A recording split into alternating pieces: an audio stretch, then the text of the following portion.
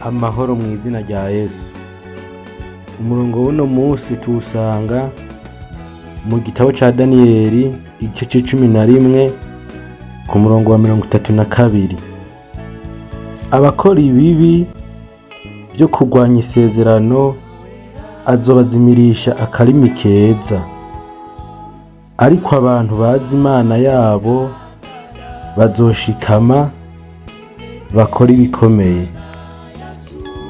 Turumvise ko abantu bazi Imana yabo bazoshikama kandi ko bazokora ibikomeye.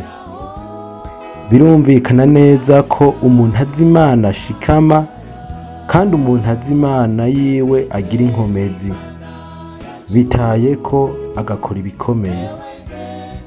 Kuri uno musi wa mbere ndakwipfurije kumenya Imana.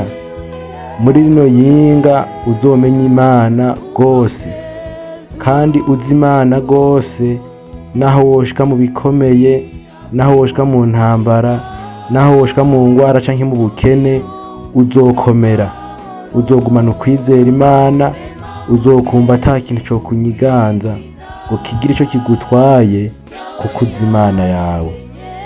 Ico uzoca ukora rero ngo uzokora ibikomeye. Ivyananiye abandi wowe uzoca ubishobora, kuko uzi Imana. Imana ihambaye, Imana ishobora byose.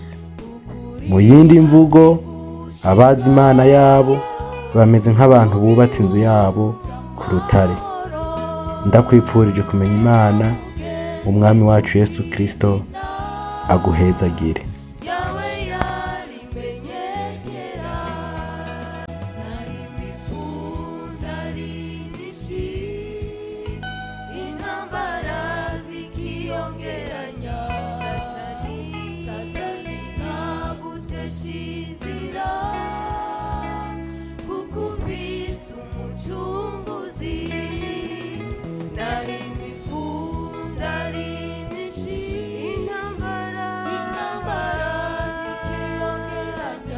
Satani